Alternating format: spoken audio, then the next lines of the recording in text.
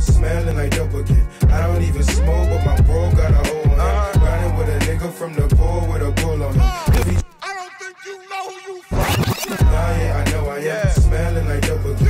I don't even smoke, but my bro got a hole on him. Riding with a nigga from the pool with a bull on him. If he tryna go, What's goody? What's up? What's poppin', gang? How you doing? How you living? I'm good. You know, I'm just trying to, you know, stay sane with all this craziness going on. And it's over. Like, it's overwhelming. It's like, it's so much shit going on right now. But really, it's history being made right now. You know what I'm saying? It's like, you know, with everything that's taking place. You know. Yeah, most definitely. You know, and I know for you, you know, like being a true Angelino, you know, and being, you know, born and raised here in Koreatown a little bit, mid-city, and seeing them out there march and everything. Tell me, how has this blackout affected you, and what do you think about everything that's going on and how our president is handling the entire situation? Our president's a fucking dumbass. Fuck Trump. You know what I'm saying? I really, like, you know, the amount of just like what I could say about him it'd just be too much. It'd just be too much shit talking. One thing I am like proud of is that, like, you know, like, cause you know, I've been outside these like last few days, these last few protests. I was at the one in Hollywood. I was at the one on Fairfax. And I just love our generation. I see really our age demographic. I'm meeting people from all walks of life. It's reassuring. It's reassuring to know that, like, you know, people give a fuck, and people know that this is deeper than politics. It's about what's wrong and what's right, and what Trump and what the administration is doing is wrong. You know, and I love how, you know, how our youth is like finding the awareness, utilizing our social media platforms to really show what's right.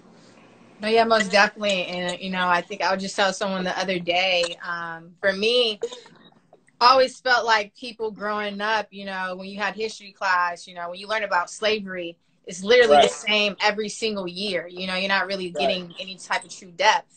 And I always felt like people just felt like, oh, you know, this is just slavery again, you know, just learning about slavery again. I always felt like people didn't care about what we went through.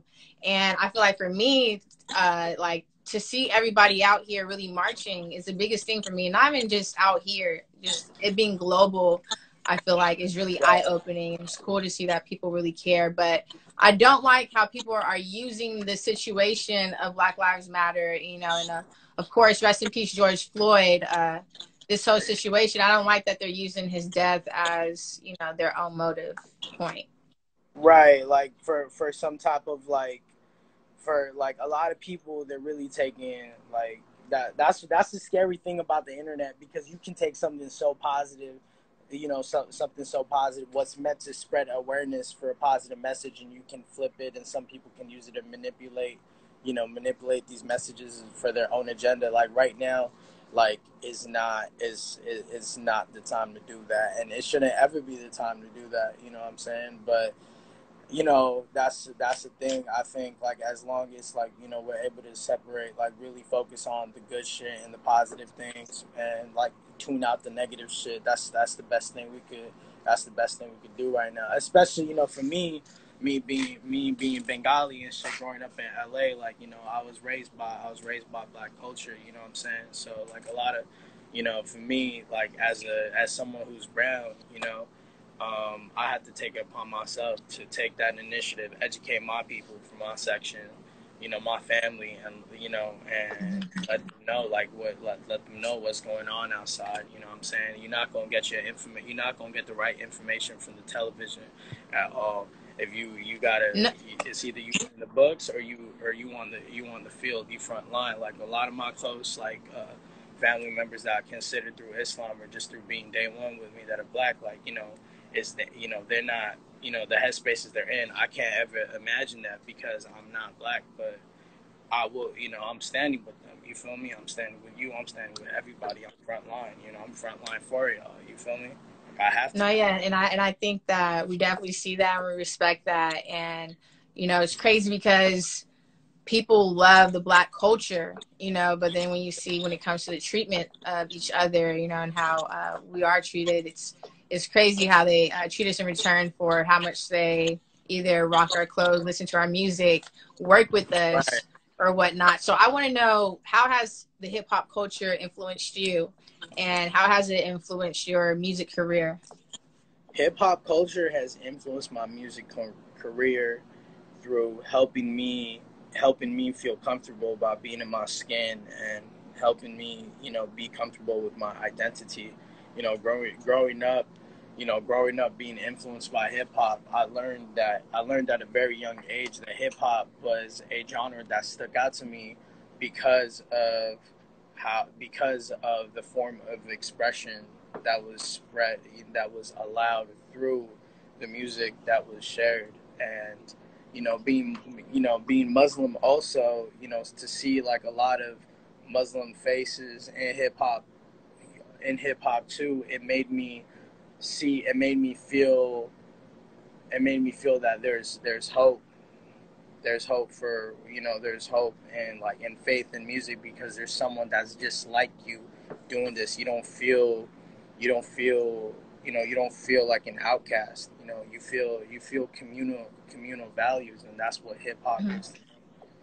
Yes, and I heard you say that you're a Bang Angelino, Yeah. so tell me and break it down for us. What is a Bang Angelino? I know it's basically, just giving love to the fact of you being, Bangladesh and an Angelino, but Yeah. talk about how has that culture, of being from Bangladesh, how has that impacted you with hip hop and also with the Los Angeles American culture?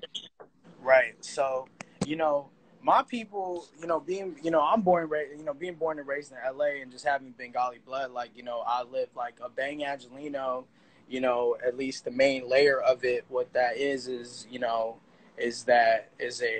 perspective of, being Bengali and being in Los Angeles.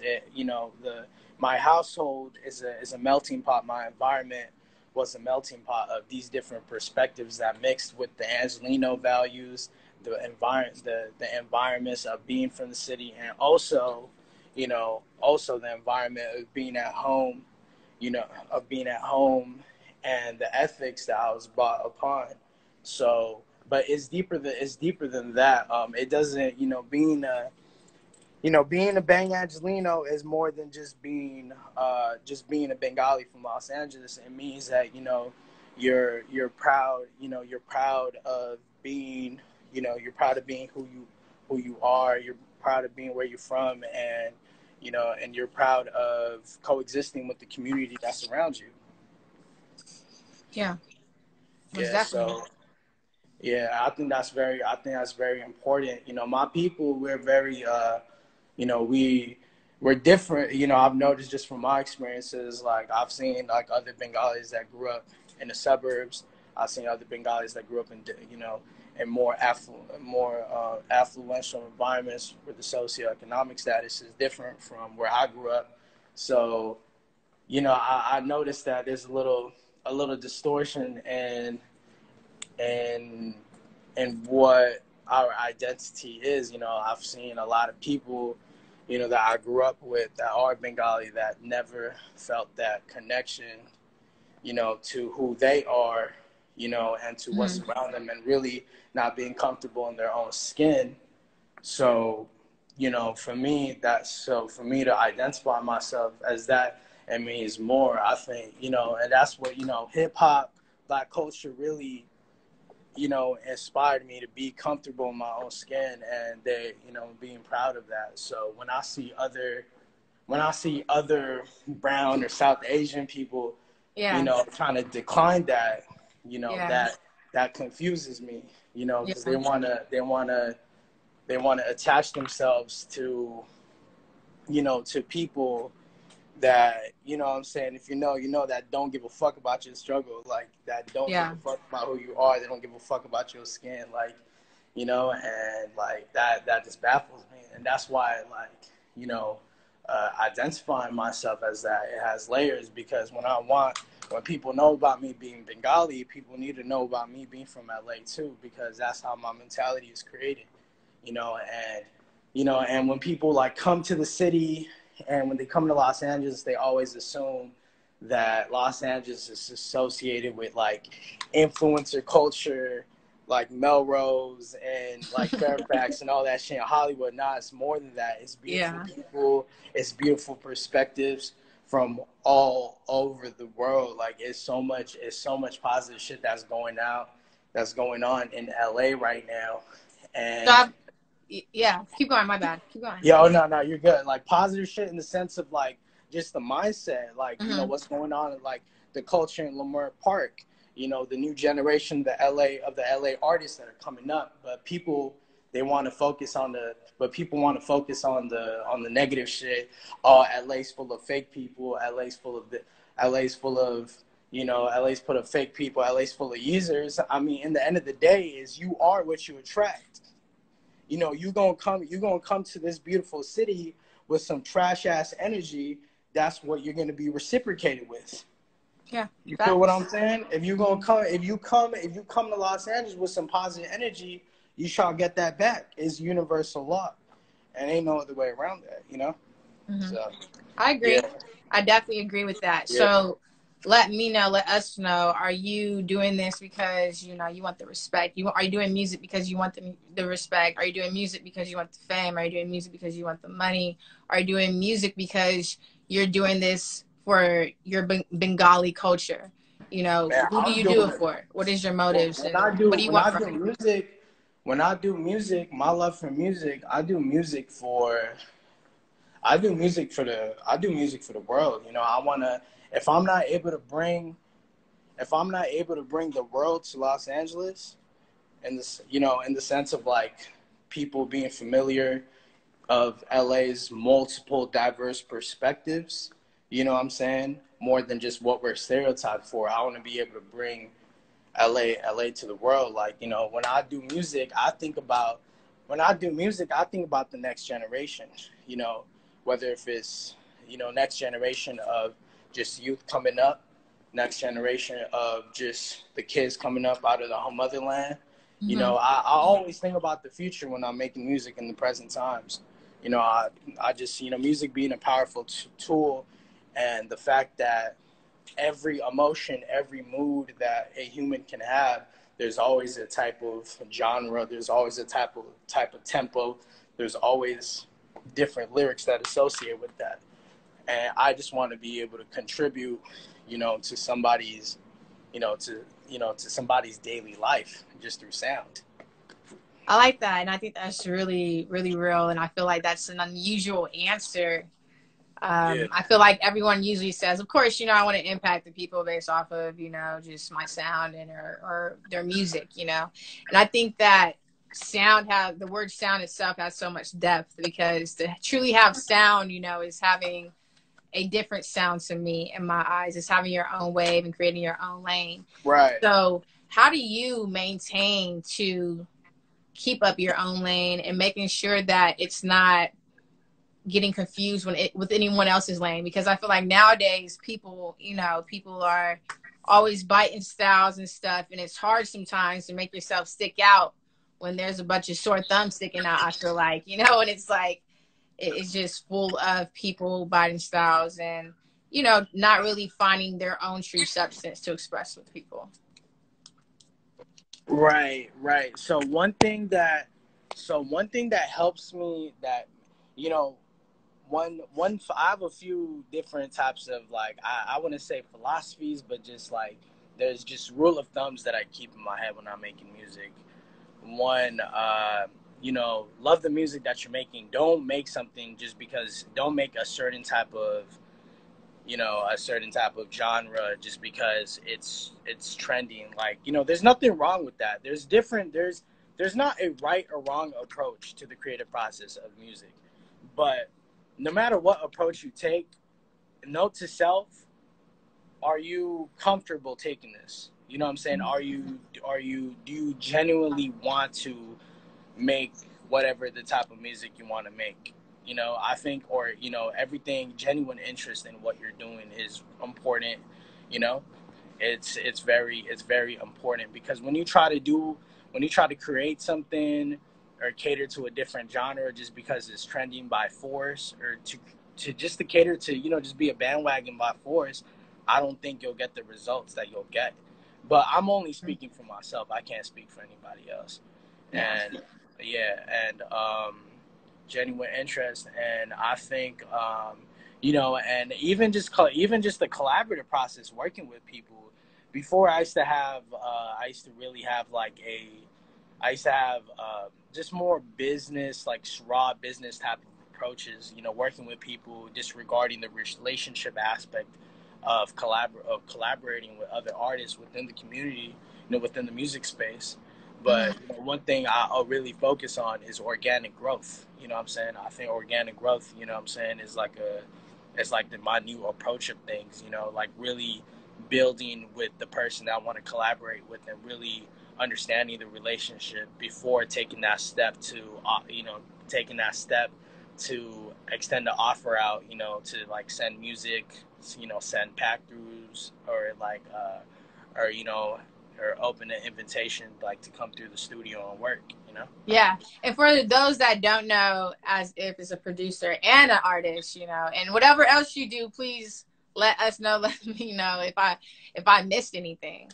You're good. I do produce. I do release music. I am a co-owner of a recording studio, Better Sounds Recordings. You know what I'm saying? So we doing that. We doing that too. Yeah, and tell us all the people that you've worked with on both sides of, either producing or being an artist, and being having a future, or being so artists that I've like for my last album, I just released last month, Bang America 3, the artists that I worked with on that, let's see, I worked with my main guy. I worked with Barry America.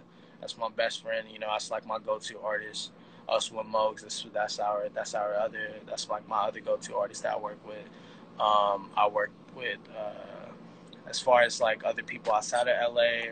I've done work with Crash Rari. That's the homie Robone.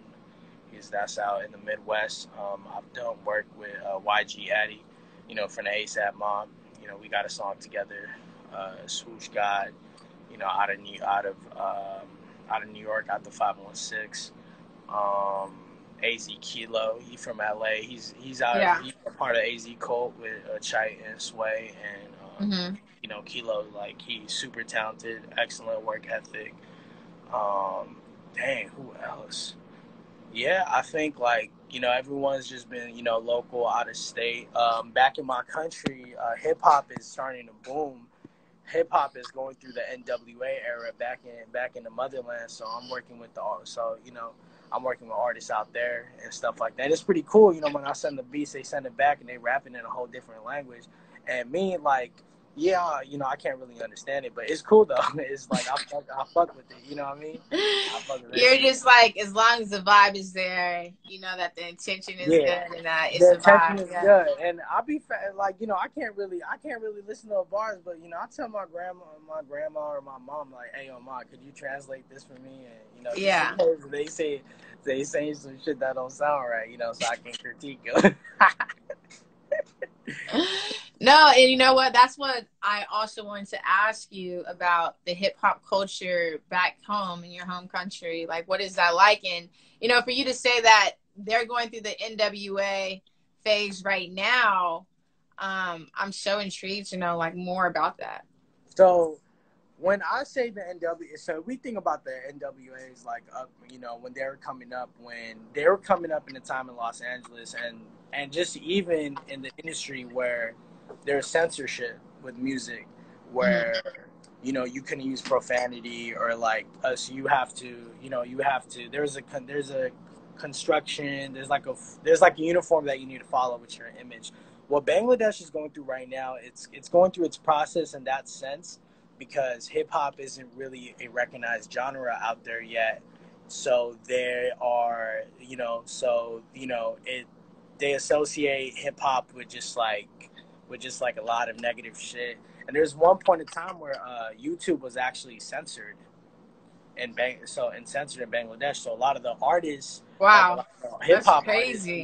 they're using so the platform they're using to drop their music was through Facebook, because they couldn't do it through YouTube due to the factors of the government censoring it.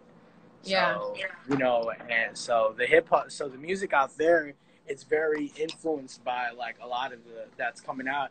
It's a weird mixture. It's like a mixture of the music that's coming out in that was coming out in the 90s, and also trying to merge in with today's music. So Mm-hmm.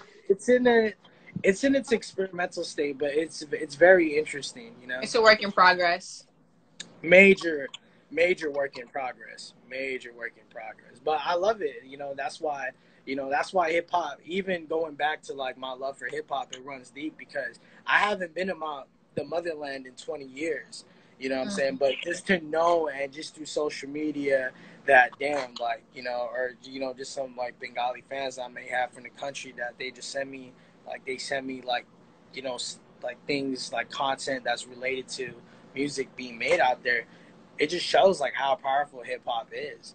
Like this is a worldwide thing, and it's derived from Black culture. So, that's why like even I really just encourage like those to like those who've never been aware of the deeper issues of what's going on in Black America to to like really step outside, see what it is, and I'm really speaking towards the brown people, because I don't I don't want to see my my brown people like take from a beautiful culture and not reciprocate, and that's the time for it. We have to do that. Yeah, no, it's essential. Honestly, it's very essential, and I feel like people just have had enough, and I feel like people are emotionally drained, especially with us being in quarantine and having to be under lockdown for a while, and then George Floyd, that case happening. I think people are just emotionally just done, emotionally done, and it's completely understandable. And I think it's great. Honestly, it's about time that we actually start standing up, and that we do it in a peaceful way. And I think it's cool to see that there's people from. What's really cool about it is just seeing people from other cultures really coming forward and saying, "Hey, even though I'm not Black, I understand you and I walk with you." Yeah. And Exactly. I think at the end of the day, that's the most, essential part. But at the end of the day, also, we got to try to stay creative, and keep those juices flowing. That's But very important. You gotta make diamonds out the pressure. You know what I'm saying? And that's what it is. We're in pressuring situations right now. We gotta make diamonds out of everything that we're doing, especially being in the creative arts. This is where art form comes from. It comes from pressure. It comes from history that's taking place like right now. Yeah, most definitely. And how is everything we're going through right now influencing you musically? Right now, Or is it not really having too much? Of course you're concerned about what's going on, or but it really hasn't hit you too much on the level of the music and producing and writing. Well, producing right now, it's been difficult to really focus and to really lock in, because just what's taking place, like especially just me, like for me to be welcomed in the space of being in hip hop, you know what I mean? I just feel like lately it's been more, if I'm able to go outside and be a part of be walking with the movement, I at the moment I would prioritize that over a studio session, and even though the shit's just been crazy and it's very risky, it's been very risky with how police and I don't know what's the proper word for it, but like anarchists, fucking things up and vandalizing and you know what I'm saying, and trying to exploit off these protests, when they, despite them trying to bring like the negative energy like to these positive movements, it's really just trying to to create involvement somewhere or another, you know. So that's what it is. It's overall, it's been very difficult. It's been very difficult to work, you know, Mm-hmm. and I'm going, I'm trying to go through it. I'm trying to go through it right now, you know. That's what it is. Really trying to find ways where I can help out more, you know. Yeah. I think that's the most important thing I'm focused on right now. I'm not really focused on promoting any music out right now. Like right now, I wanna, this is deeper than rap. You know what I mean? Yeah. Yeah. And that's what I was really trying to get to. Do you feel like this is a time where everybody kind of needs to take a break from posting, whether it's selfies or it has to do with, you know, them being, invested into their career as much as they usually are, and as much as we see on social media? Do you feel like this time is essential to just focus on the Black Lives Matter movement? Yes. Like people should not, like this is not the time the time, like we have to use our social media for what's it for. You know what I'm saying? For the positives of why social media was given to us, to create awareness and to educate and Mm-hmm. to document what's going on. However, you can't there I do see a lot of people, you know, they're just gonna be on the internet and talk, but they're not gonna walk with their talk. You know what I'm saying? Yeah. Like actions are always gonna speak louder more than words, no matter what. No matter how much technology progresses, actions Mm-hmm. is always gonna speak louder than words. Yeah. You Most know, definitely. as much as what you can do online, you know, being off, if you're offline and just being out and seeing what's going on with your own eyes, opposed to being facing the screen, Mm-hmm. that I think that's important. Actions, just overall actions, are always going to speak louder than words. Yeah, no, most definitely. I just hope you continue to take your precautions because, we're still trying to fight this pandemic that Oh we are yeah, going yeah, through. definitely, So definitely. I just hope that you take your precautions, and I hope that everybody else is too. So, but back to your music though, too. Of course, like we're gonna always be, mourning those lives that have been lost, unfortunately, and we're gonna continue to support those in spirit. Even though we're not there physically right now. I know I'm out there definitely in spirit. Rooting for everybody and making sure that we do make a statement. And I definitely think that statement is being made.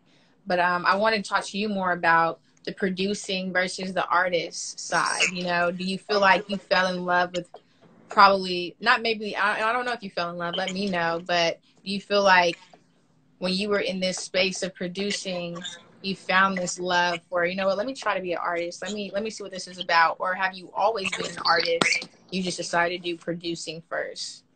Well, so my upbringing in music, my journey started with me being a rapper. I actually used to rap back in the day. I started rapping when I was, Back in the day, look at you. yeah, You make like, yourself sound so old. Get out. for real, right? God damn, like 2024, I'm like, holy shit, like, yo, I'm about to wake up. So like, this shit, I'm about to be like double that. That's how I feel. But yeah, like, I started, when I was 9. I was doing, started from poetry, and Mm-hmm. then it went from, my big homies, you know what I'm saying, like took me to an after school program, Mm-hmm. and they had a recording studio set up for kids. So I was recording music. Dropping dropping rap songs on MySpace, and then that just transitioned throughout middle school. So and up until high school, that's when I started transitioning into production, because production wasn't more of an independent. I felt I was able to find more independence doing it, and I had more accessibility doing it. With Yeah. rapping, growing up, rapping, it was for me, it was a collective thing to do. We didn't have the recording, we didn't have better sounds, back then. So what it was is, opposed to having a studio set up, one person, one homie would have the speakers, another homie would have the microphone, another homie would have the laptop, the good laptop that's strong as shit that won't crash on you after every take. It's always that one friend, that one friend. Yeah, that one friend. Yeah, that one friend, and the other homie that got the good place, that I got the good crib. You know? Yeah. My boy Falco, back in the day when he was making music, he used to host sessions at his house, and his house was tight. Like, he had the pool table in the dining room. We had the hookahs lit in the night. We had the hookahs lit. And, you know, we did mixtapes. We did albums out the house. This was like 14, 15 years old. We was doing shows. And you said the hookah? Y'all was smoking hookah? Yo, At honestly, 15? I ain't going front. At 15? Yo, I was, man, my ass, like, I ain't going front, man. Off the chain. I already know. I can already see you being off the chain. Yeah, man, we was off the, like, we was off the shit, so, like, off, like, when motherfuckers was, like, I've been smoking since I was 10, so, like, me being 24 now, I feel like I'm a boring motherfucker. Like, yo, I've been smoking like weed since I was 10 years old, and then hookah also in between. Cause it's a cultural, you know what I'm saying? It's a cultural style. I mean, yo, like we have the hookah right here. You're like, you know, the vibes. The vibes are yeah, exactly. Yeah, you know, and that's what it was, you know. And yeah, so you know, rapping was definitely the first love. That was the foundation of everything, doing shows and whatnot, you know. And then production came in when all the homies stopped making music and they kind of had like a little fallout with each other. I needed to figure out, yo, what the fuck is the next step? How the fuck am I gonna stay being creative without needing to rely on anyone's house or anyone to engineer? So that's where production came in. You know, and I had a classmate, shout out Gwinnell, he came to the crib, installed Fruity Loops, you know, and I was just able to, and all I was doing in the daytime, I'm out skateboarding or I'm in school. In the nighttime, I'm up making beats. I don't have to wait on nobody. I don't have to wait on no one's time. I don't have to wait on for thumbs up. You know, I just do my shit, and that's how production really just became to where it is now. No, and you just, you know, sometimes you gotta take that action. Sometimes you can't just sit around and wait for people, because by the time you end up waiting for people, someone else is already in the place that you should be, or, you know, doing what you need to do. Right. Yeah, so, exactly. Yeah, so go ahead and share with us, matter of fact, your inspirations, of course. And I know you said Nipsey Hussle is a big inspiration for you. Name a few more other people. I think ASAP Yams, you know, rest in peace. And who else? Go more into that. So it's my musical inspirations, like definitely the top three: Nipsey Hussle, ASAP Yams, DJ Quick. You know, a lot of time that I spent like working, like being in music, like I always like took that time to really educate myself and like really study certain people. And I found distinctive traits that I really valued from Yams, Nipsey, and Quick respectively, and I feel, you know, them being my inspirations helped me with the direction that I'm trying to take in this business, you know, through the creative route and through an entrepreneurial route, you know. So, and what is that route exactly? Break that down for us. What is the creative route and the business route that you're trying to pursue?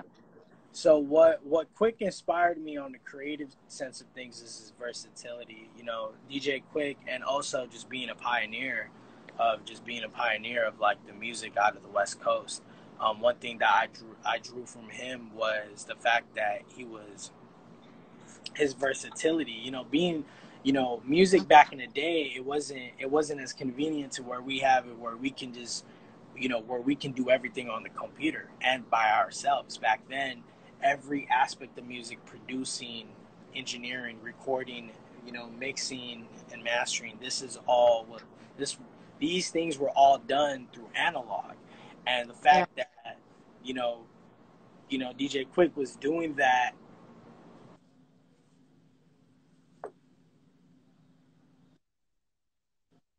within, he was doing all these things within you know, within the era that he was coming out, it made me, you know, it inspired me to really, you know, sharpen your musicianship, sharpen your tools, do everything. Don't just be in one area, and have your music contribute to everyone. Don't just send your music to a certain type of rapper, and don't box yourselves in. Spread it out, you know. And that's what I got from DJ Quick. And you know, Nipsey Hussle. I think Nipsey Hussle, what I drew from him was, I think, just entrepreneurship, you know, ownership, you know, financial literacy, really really educating yourselves and studying everything that's going around you, and really realizing what is going to empower the people around you and what's going to endanger the people around you. So I got that from Nipsey. From ASAP Yams, what I got from him was being a facilitator. I think being able to bring people together.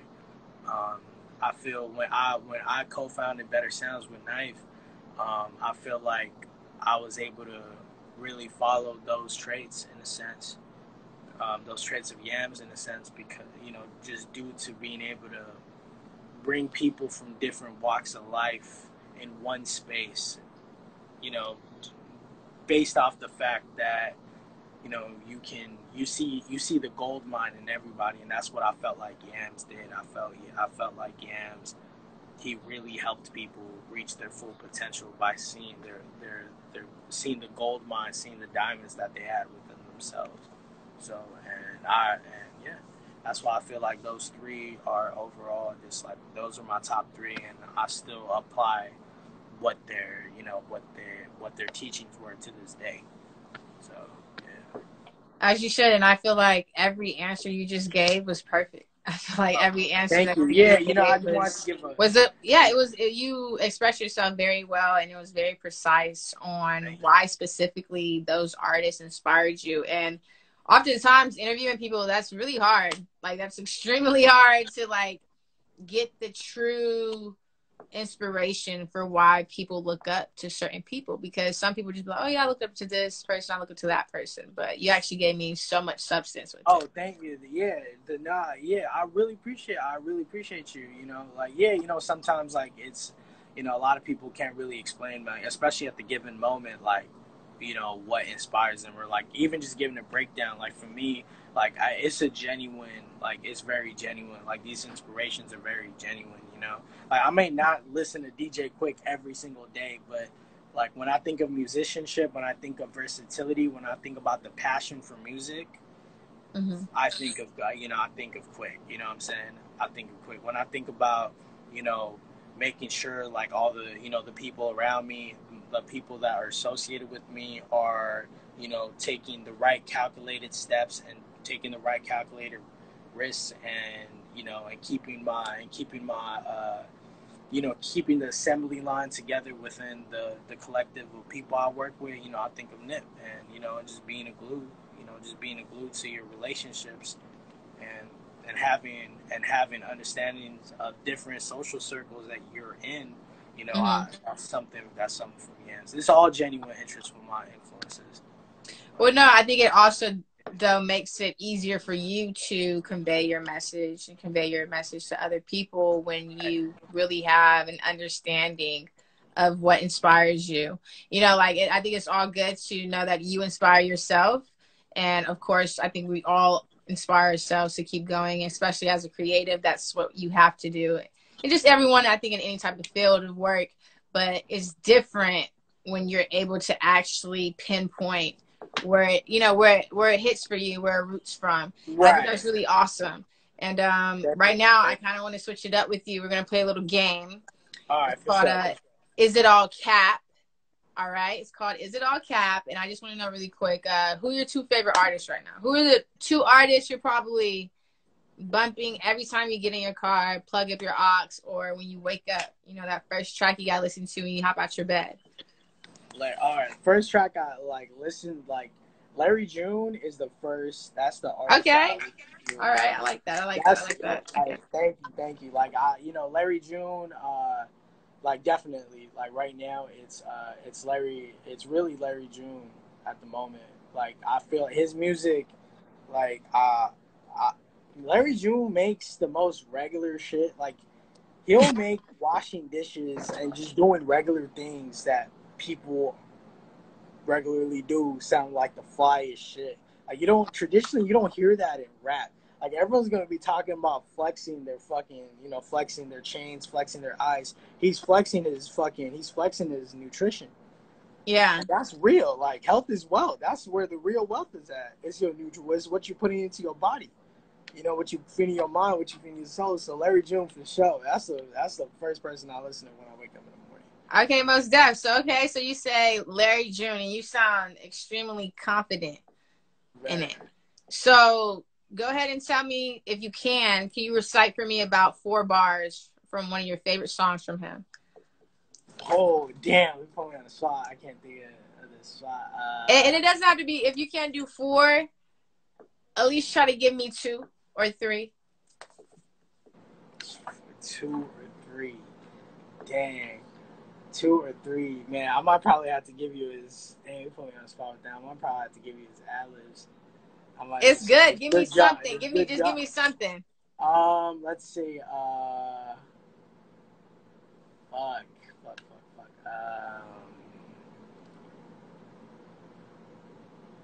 Dang.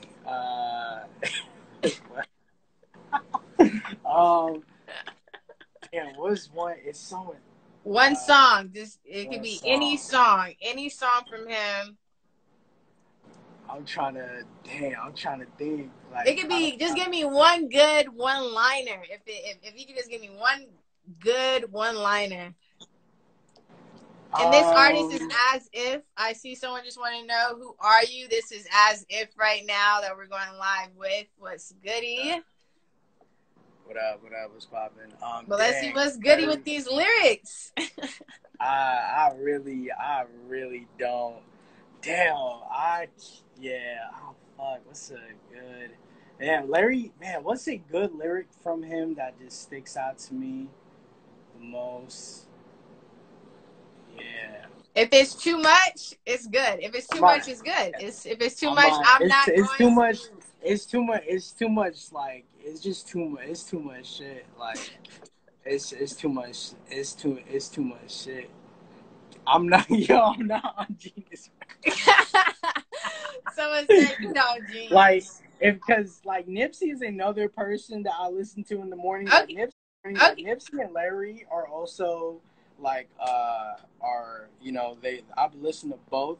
I think with Nipsey, one line, Okay, give me, Nipsey line I could give you, just double up in a hard time.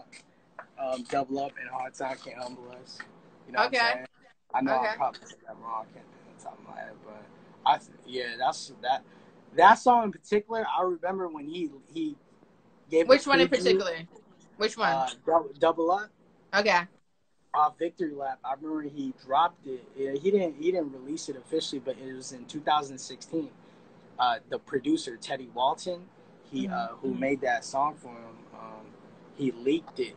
Like he leaked a little snippet of it on Twitter, and I just remember just listening to that little snippet. Like I had recorded it off my voice memos, and I was listening to it on my old phone for years until for at least 2 years until it dropped. Mm-hmm. You know what I mean? So yeah. No. I agree with you. I definitely have my Nipsey Hussle days. I definitely work out to him. I definitely just vibe. I think I was texting you the other day and I was like, yo, I'm listening to Nip right now, or everybody listening to Nipsey Hussle, or have you heard this song from Nip? I don't know, but I feel you. Yeah, working out to Nipsey Hussle, all you need to do is just put on any Nipsey Hussle album. You'll go through a full 1 hour workout. That was me at Planet Fitness before that. That was me at Planet Fitness before that shit closed. Well, hopefully we'll be able to go places soon. Hopefully we'll be able to get back out there and really start, networking like we can, be in close places, close proximities with people, and not have to worry about our health. But go ahead and let us know if you have anything else dope coming up, anything that you want to let us know about in particular, or if you're just completely dedicated to the Black Lives Matter movement right now. You're not. You want to keep your fans waiting, and just have them follow you. Right now, I have nothing coming up. I'm just working on music. If y'all check my bio, if y'all are able to donate to the cause and what's going on, I think that's I think that's the most essential thing to do. Also, what my recording studio, what Better Sounds is holding is, if you check out the Better Sounds page, what we're doing right now is we're offering free studio time to those who donate to any of those links. So, if you match up, so opposed to the studio charging for its rental prices, what we're doing right now is, if you donate to any of the links that are attached, to helping out the cause, we will, you tag Better Sounds and you get, and then we will credit you with studio time. I feel like it's just important for us right now to utilize our space, for the greater good. Yeah, most definitely, and I love that. I think that's really cool that you're doing that, and I really respect you for that. I respect you, and what's his name? Your boy that you're working with at the studio. Remember when remember when I was trying to make music? Oh yeah, you still need to come. But honestly, look. Night, yeah. Listen, I can really do something. It's just I was new to it when I first met you. I was I know I was fresh, but I definitely improved in writing and whatnot. But I don't know if I'm gonna explore that anytime soon right now. But just know I'm coming. I'm coming real soon. To be continued. Yeah, for real, to be continued, man. This time, I'll make some beats for you on the spot. We'll get the music going quick, for real. Okay, I'm gonna hold you to that. But I appreciate you for coming on live and chopping it up with me. And like I said, I hope you stay safe and practice that social distancing and stay creative. Stay creative. Thank you. You too. Keep yourself healthy, for real. And thank you and I'm really honored for you to just bringing me on your platform and interviewing me and shit. That shit means a lot. Of course, support goes a long way, and I'm all about supporting each other. I'm big on transparency. So, if I win, you win. We win together. So let's get it. That's what we're about. All right, gang.